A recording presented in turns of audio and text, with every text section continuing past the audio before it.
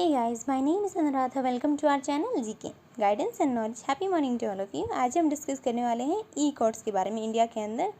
चलिए शुरुआत करते हैं। आज का हमारा क्वेश्चन है, टेक्नोलॉजी का यूज़ रेवोल्यूशनाइज कर सकता है इंडिया की कोर्ट्स को। हमें इसके बारे में बताना है।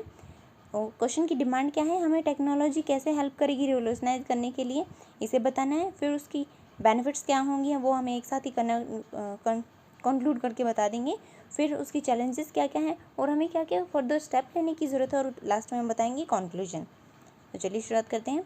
हम इसकी शुरुआत डेफिनेशन के साथ भी कर सकते हैं और किसी भी कोटेशन के साथ भी कर सकते हैं, या फिर अभी करंट में क्या चल रहा है उसके साथ भी कर सकते हैं। फिर ये क्वेश्चन का सिग्निफिकेंस क्या है, ये कौन से एग्जाम में पूछा जा सकता है, ये जिस पेपर 2 में पूछा जा सकता है। कौन सी हेडिंग्स के अंदर, judiciary, E governance, judgement and cases, then modernisation of Indian judiciary. तो चलिए शुरुआत करते हैं। हमने कोटेशन दी है, justice delayed means justice denied.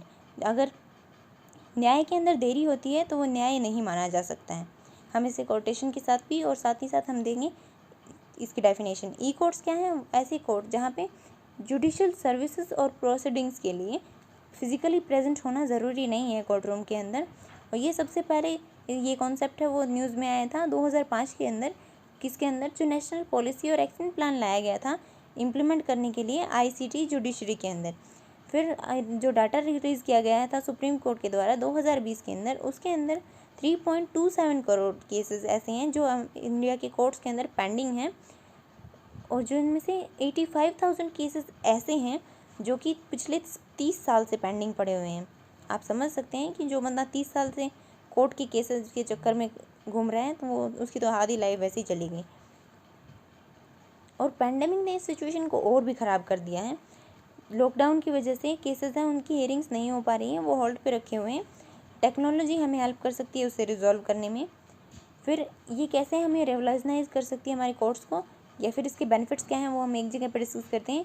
ये हेल्प करेगा मनी को, टाइम को सेव करने में, और रिड्यूस करेगा जो लोगों की एक जगह से दूसरी जगह पे जाने की मूवमेंट होती है उसे, ताकि हम पेंडेमिक को रिड्यूस कर पाएँ। फिर है ये हेल्प करेगा, इसका यूज़, टेक्नोलॉजी का यूज़ है वो पीपल फ्रेंडली बना देगा कोर्ट्स को। ये फिर इसके अंदर केसेस भी हम इजीली ट्रैक कर पाएंगे। फिर ये एक्सेसिबल होगा लोगों के लिए और रीज़नेबल कॉस्ट के ऊपर। ये इन्हेंस करेगा जुडिशरी को कॉमन पीपल के साथ में, और रिमूव करेगा डिस्टेंस बैरियर को।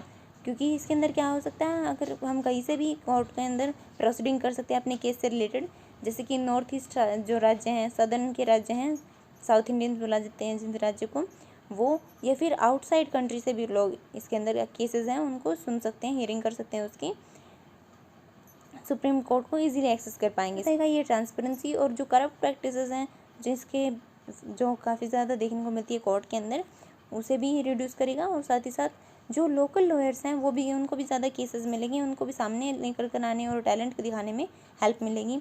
ये और भी जो बर्डन है जुडिशरी का, मतलब कि जो पेंडिंग केसेस हैं उनको उसके बर्डन को कम करने में, और जो जल्दी से जल्दी डिस्पोजल करने का केसेस के अंदर हेल्प करेगा। ये सिक्योरिटी के भी प्रोवाइड करवाएगा विटनेस को, और ये इंप्रूव कर देगा प्रोडक्टिविटी कोर्ट्स की। फिर इसके अंदर चैलेंजेस क्या क्या देखने को मिलते हैं, इंफ्रास्ट्रक्चर और फंडिंग दोनों की कमी देखने को मिलती है। टेक्नोलॉजिकल एडवांसमेंट के लिए हमें दोनों की ही ज़रूरत होगी। डिजिटल डिवाइड देखने को मिलता है जो इंडिया और भारत है इसके बीच में, आपको पता ही होगा। इसके अंदर ये भी सबसे बड़ा चैलेंज है, क्योंकि पुअर जो गरीब लोग हैं वो अफोर्ड नहीं कर सकते डिजिटल टेक्नोलॉजी को। फिर डेटा प्राइवेसी को भी प्रॉब्लम है हमारी, वो भी वल्नरेबल हो जाता है, क्योंकि हमारे यहाँ पे अच्छी फैसिलिटीज़ नहीं है। इंटरनेट है वो भी बहुत ही कम देखने को मिलता है, हैकिंग भी बहुत ज़्यादा होती है, और जो साइबर सिक्योरिटी थ्रेट हैं वो भी बहुत ज़्यादा होते हैं। एडवोकेट्स हैं, जजेस हैं, पुलिस है, यहाँ तक कि सिटीजन्स हैं, वो फ्रेंडली नहीं है टेक्नोलॉजी के साथ में। हम एग्जाम्पल के थ्रू देख सकते हैं कि 50% जो हमारे लॉयर्स हैं उनके पास भी लैपटॉप या कंप्यूटर्स नहीं हैं। फिर टेक्नोलॉजिकल एक्सपर्ट्स की भी कमी देखने को मिलती है। हमें स्टेप्स क्या क्या उठाने की ज़रूरत है, डाटा प्रोटेक्शन लोअर बनाने की ज़रूरत है। फिर हमें इंक्रीज़ करनी होगी फंडिंग, इंफ्रास्ट्रक्चर दोनों को ही, और हम जैसे कि इलेक्ट्रिसिटी, इंटरनेट, मॉडर्न इक्विपमेंट्स और टेक्नोलॉजीज़ हैं उनको यूज़ करना होगा। फिर डेटा लोकलाइजेशन और एंड टू एंड इंक्रिप्शन जो हमें व्हाट्सएप में देखने को मिलता है, लेकिन आजकल प्राइवेसी उसकी बहुत ज़्यादा गड़बड़ में हो रही है, जो प्राइवेसी पॉलिसी है उसकी वजह से, तो वो भी लाने की ज़रूरत है। और हमें डेवलप करना होगा robust security system, ministry of law and justice, और साथ ही साथ ministry of technology, information technology से MIT बुलाते हैं, उनको एक साथ काम करना होगा इन इश्यूज़ को टैकल करने के लिए।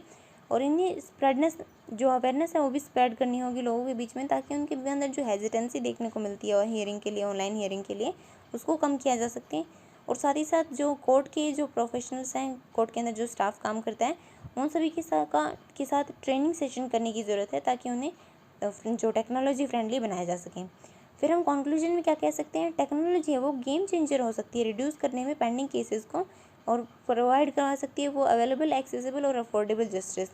हालांकि ये एक परमानेंट सॉल्यूशन नहीं है, लेकिन जो कोविड-19 पैंडमिक है उसके टाइम पे ये हमें हेल्प करेगा रिड्यूस करने में जो फिज़िकली प्रेजेंस केसेस का, बिना फिज़िकली प्रेजेंट हुए कोविड, जिसकी वजह से हम कर्व कर पाएंगे कोविड-19 केसेस को भी। इसके साथ साथ ये अगर इसे हम फ्यूचर के अंदर एक्सटेंड करते हैं तो ये हमारी प्रोडक्टिविटी को भी बढ़ा सकता है कोर्ट्स की, और जल्दी से जल्दी डिस्पोजल हो सकता है, ख़त्म किया जा सकता है केसेस को, जस्टिस दिया जा सकता है। So this it for today, thank you for listening, don't forget to like share and subscribe, also provide suggestions to improve. जय हिंद, जय भारत।